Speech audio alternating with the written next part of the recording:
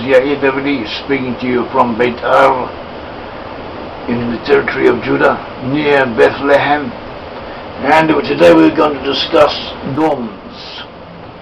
Moreover, megalithic monuments in general.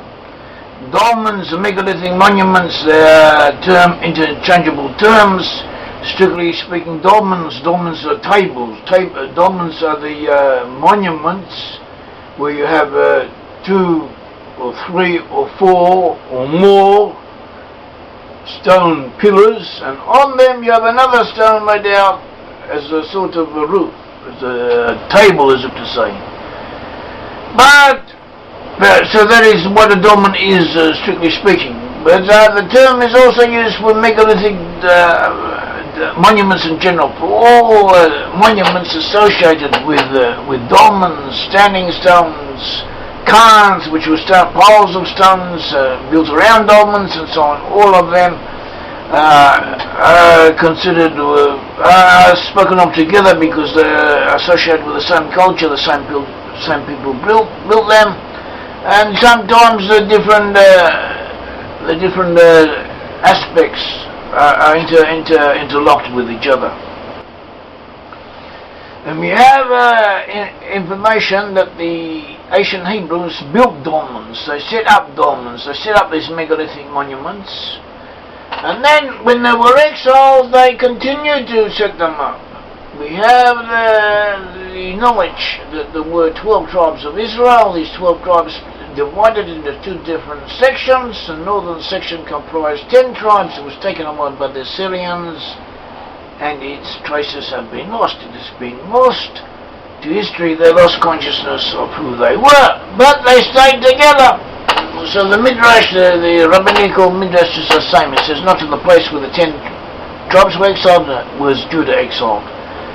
The 10 tribes were taken to beyond the river Sabbation, whereas Judah was scattered all over the world. In other words, the 10 tribes remained together. The 10 tribes remained as coherent entities in specific locations. We have traced the 10 tribes to these specific locations. We show how from the locations in question they moved together as groups, in stages at times, but they moved from one place to another, and they converged, recoalesced, came back together as whole groups in Western Europe, and we associate them, identify them with peoples now to be found amongst Western nations. That is whom the lost 10 tribes are. And here too we find megalithic monuments, and these megalithic monuments form a trail of migration, a trail that can prove the ancestry of the peoples of whom we speak. That can prove that they relate back to the ancient Hebrew peoples, and Jeremiah 31 spoke about this. So at all events we have the proof that the lost 10 tribes, before their exile, they must have been acquainted with dolmens. The earliest dolmens are found in the land of Israel, or in Syria, or in the region around it. And there are also single pillars, menhirs, or heaps of stone cairns are also found in this region, associated with dolmens. And we notice that in Genesis 35:14, it tells us that Jacob set up a menhir, a stone pillar, and he anointed it. And he also set up a pillar and a heap of stones together. In other words, a cairn, he set up a cairn. And so too Joshua set up 12 stones in Gilgal. In Joshua 4:3, the term Gilgal connotes both a heap of stones and a circle. So here we have a Gilgal, Galgal is a wheel. And so we have a hint here that also stone circles were also set up by the patriarchs. And we have in Joshua chapter 7, verse 25, 26, and Joshua chapter 8, verse 29, Joshua 14, 26, 1 Samuel 7, 2 Samuel 18, 17. All of these verses tell us of the setting up of pillars, the setting up of monuments, the setting up of cairns, that this was a known practice amongst the ancient Hebrews. And the these monuments were to commemorate some event that happened, or to bear witness to something, to an agreement that had been made, and they had to be blatant, they had to be big, they had to be something that stood out, that people would remember, and they had to be obviously man-made. It wasn't a natural feature, it had to be something that man had taken the trouble to erect, to set up, to establish, to construct. And this is what the dolmens are. Stones. They took stones, they anointed them, they set stones up as pillars. So they set them up in such a way that it would be obvious that they'd been set up and not fallen or been pushed by natural forces in that direction.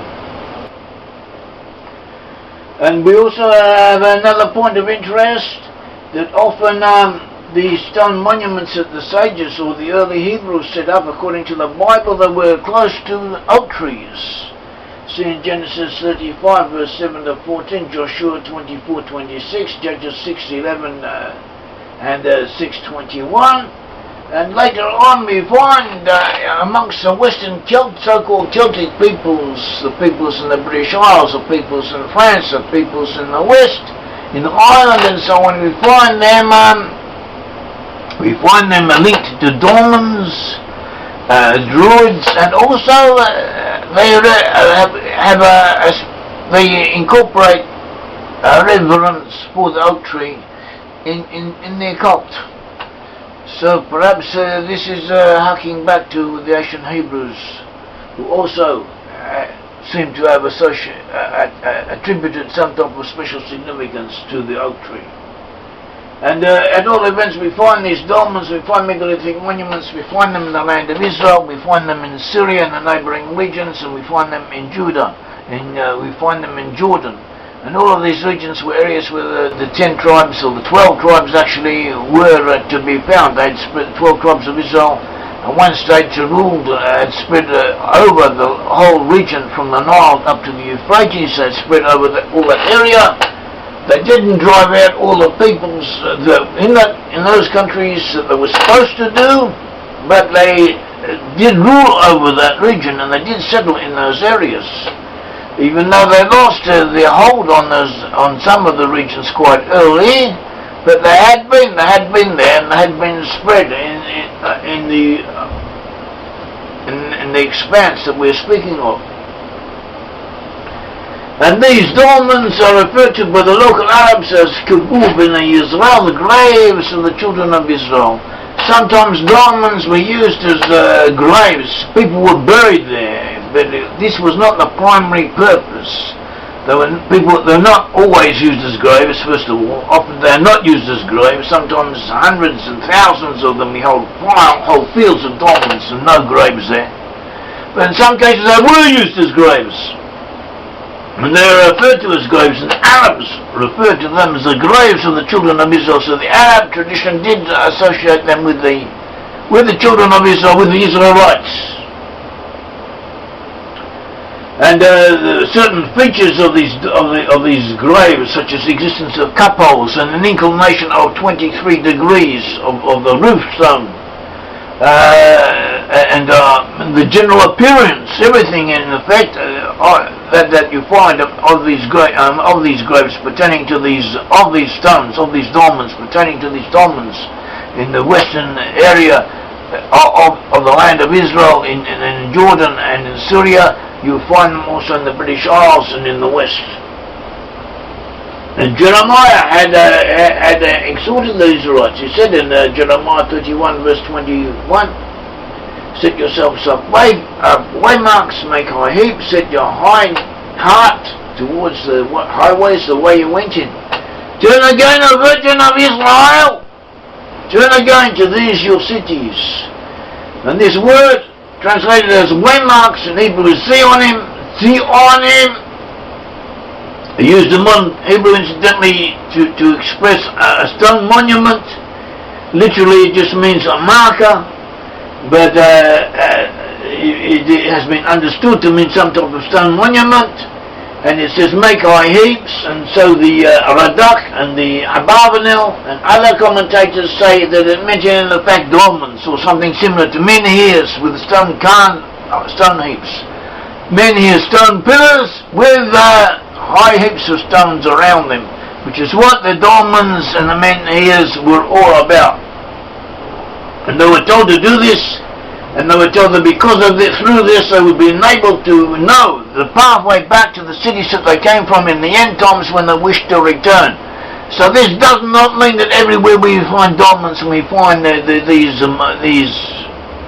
type of edifices, that it's testimony to the Israelites having been there, because indications are that not only Israelites but other people as well also practice, or maybe they copied the Israelites, maybe they didn't. Maybe it was a common practice of that cultural region, of that cultural of the cultural area, but the ambience notwithstanding, it is something that the Israelites were indicated to do. It was something that they would do, and that they would be able to use them, having done it, to go back to their cities, to come back, in other words, to the land of Israel. And therefore, through the dolmens, we can have proof of Israelite origins, or at least origins from this general area. And so therefore we use this trail of dolmens, this trail from the land of Israel to the west. We use it as proof, as supportive proof, in addition to biblical verses and secular evidence and historical factors, and also present current affairs in which the Jewish people and the Western nations, those who speak English and are related to them, have a common bond and have a common goal and are faced with common enemies.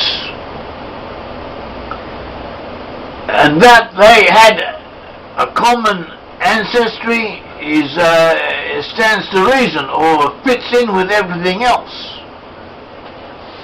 So we have this factor, and we have this exhortation of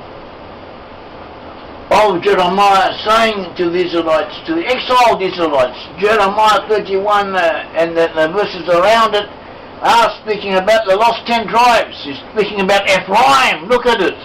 And he says to them, set yourselves up waymarks, make high heaps, make cairns, make menhirs, set your heart towards the highway, towards the pathway, the way you went in. Turn again over to Israel, turn again to these your cities, see the way you came from, and take it to heart, use it as evidence, and study it, and be aware of it. And we have as we said, we have megalithic monuments in the land of Israel. We also have them in the west. In the west they're often associated with Druids. Where there are Celts and Druids, there are also Dolmens.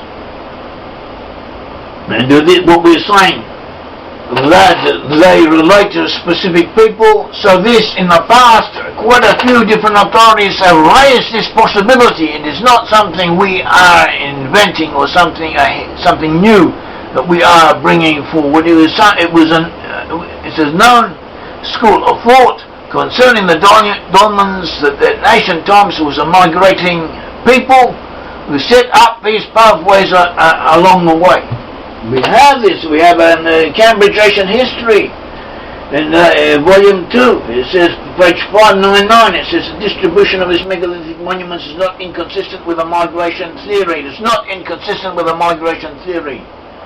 Those of Western Europe all lie along a possible sea route, occurring as they do in Malta, Lampedusa, Sicily.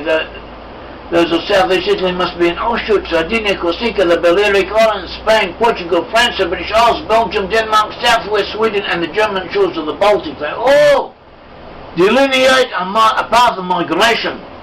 An eastern group is found in Bulgaria, the Crimea, the Caucasus, Syria, Palestine, that is the land of Israel, Persia, India, and Japan.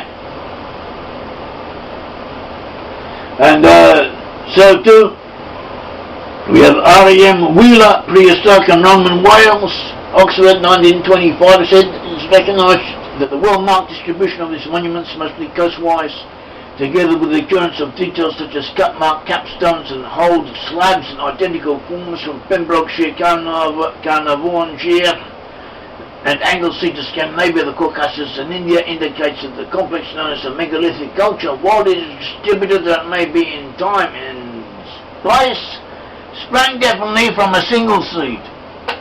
And we can, Archaeological, the land of Israel, also says something similar. And they all say the same thing. So we have this, we have this, and we have this as evidence. We have this reality. What we do say, however, we do not find dolmens in every place where we find Israelites, but we find them in most places. And we also find that dolmens where, according to our understanding, Israelites were not there. So in most cases there are explanation for this. For instance, in Korea and Japan we also find dolmens, but there they are of a different type from those in the West. They are of their own unique style and structure, and so we can allocate them to a different people, to a different culture. Those in India and in North Africa, we can relate them to cultural copying. Those in India are quite recent, relatively recent. The earliest ones date from 200, maybe 300 to 200 BCE, maybe much later. Nowadays, conventional academia tends to take them much later than that, to around Roman times, that somehow or other picked them up from the Romans.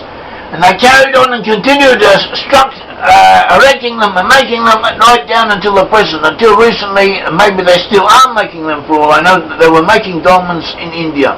They're setting up dolmen structures very similar to those in the West. So they may have got it from cultural copying, from picking up cultural practices.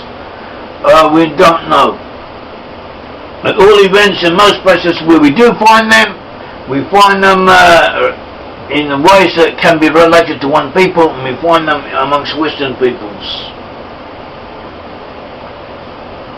Our impression is the Dolmens, age of the Dolmens began about 600 BCE. The Israelites were exiled in conventional terms, 720 BCE, and about 600 BCE. Most dolmens in our studies, according to our understanding, were set up. We first find dolmens in the Caucasus, where the Cimmerians to be found. The Cimmerians were at least a part of Israelite descent, and those Cimmerians were the same, were interrelated with the Scythians, one and the same people. We find an offshoot of these Cimmerian dolmens in the Caucasus. We'll also find them in Bulgaria. And there we find them in Ireland and in Brittany of France. And in other words, it was a pathway overland, also into Scandinavia, North Germany, and to the west. It's a pathway overland that took the dolmens to these regions. Another pathway was through the Mediterranean, up through Spain and Portugal, into France, and across the seas into Britain and Ireland. And in our studies we have shown that there were actually two pathways of exile. The Israelites, when they were exiled, were taken away by the Assyrians, were taken overland to Habul, Hala, and the cities of the Medes, and the river of Gozan, and so on. But that was not the only place they were taken to. We were shown from the book of Amos and Isaiah, and from other sources that a portion of the Israelites were also taken by ship, by sea, to areas in the west, and from there they kept moving onwards. They congregated, they shook off the yoke of their oppressors off, and then they moved together into specific areas of Ireland and the British Isles and in the western regions. We also find dolmens, that superstitious practices that prevailed in the Middle East, that prevailed amongst the Arabs and amongst peoples living here in this region, connected with dolmens because we have dolmens here. Most of those in the land of Israel, in the western part of the land of Israel, were destroyed by Muslim fanatics or for other reasons. Stones were used for building and so on, all different reasons, but they are found here and there. And we also find large numbers of them in the Golan and in the Upper Galilee and also in Jordan and in several places and in Syria. And these dolmens are associated with superstitious practices that people used to do. And these practices were repeated in Ireland and in Britain and elsewhere. So we find the dolmens or the stone monuments of Britain occasionally anointed people with milk, blood, oil, as Jacob anointed the stone of Bethel with oil. The Arabs of the East also occasionally smeared the stones with blood, and holes were sometimes artificially put in the sides of the stones as if to insert something there, and this too has been observed in Scotland and east of the Jordan and in Cyprus. Cyprus is also an Israelite area. Cyprus, according to archaeological findings, the buildings of Cyprus are a type similar to those of Samaria in Israel, and also the Assyrians referred to Cyprus as Idnana, meaning the island of the Danana, the Danana being another name for the tribe of Dan. Apparently Cyprus at some stage had been conquered or taken over by people from the tribe of Dan. East of the Jordan, miniature pillars of dolmens were sometimes set up before the larger ones, and sacrifices to the dead offered on them. This same practice has been recorded from Sweden. Dolmens were called through in ritual ceremonies in India and in the British Isles.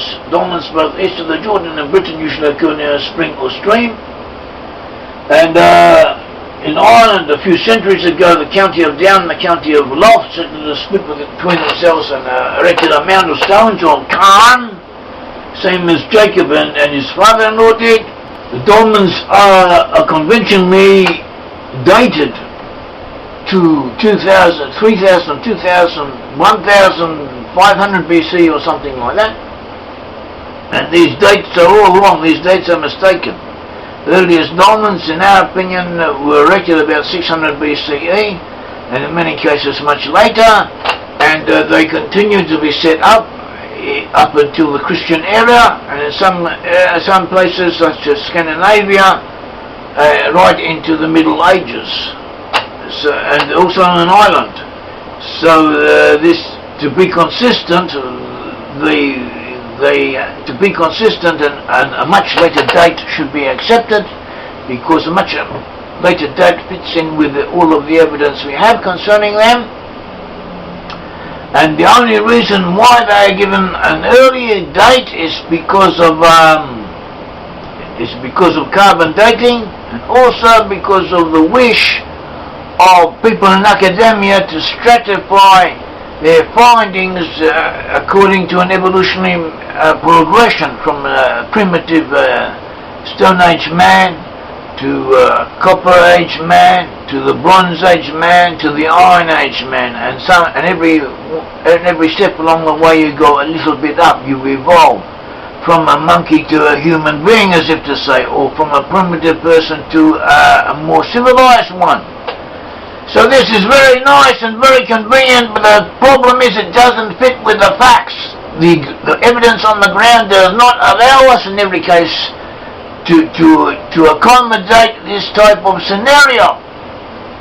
The evidence on the ground contradicts the carbon dating, therefore the carbon dating must be wrong. And there are a lot of claims have been made against carbon dating. I have even seen quotations from carbon dating reports that in advance they decide what the date should be, then they take several run-throughs, and the run-through that most fits their preconceived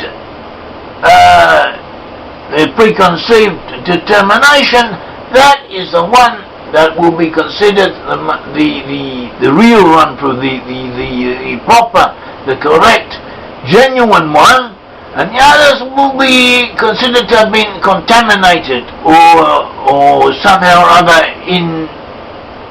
not be acceptable. And I'm not joking, look it up for yourself. These type of evidence is there. It is available. As we said, Jeremiah spoke of Dolmens in chapter 31. Jeremiah 30 and 31 may be considered one continuum of prophecy.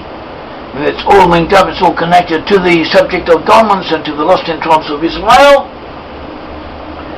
And he says, Jeremiah quotes the Almighty, he says, "Behold, I will bring them from the north country and gather them from the coasts of the earth. A great company shall return thither, a great many people will return, and they will come back from the north country." And he's speaking about the lost in tribes of Israel.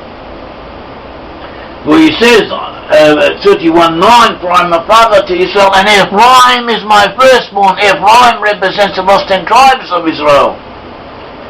31:9, he says, "Ephraim is my firstborn." He recalls expressly Ephraim, meaning lost in tribes of Israel, because Ephraim was the major tribe amongst the 10 tribes. And he says, 31:10, "Hear the word of the Lord of nations.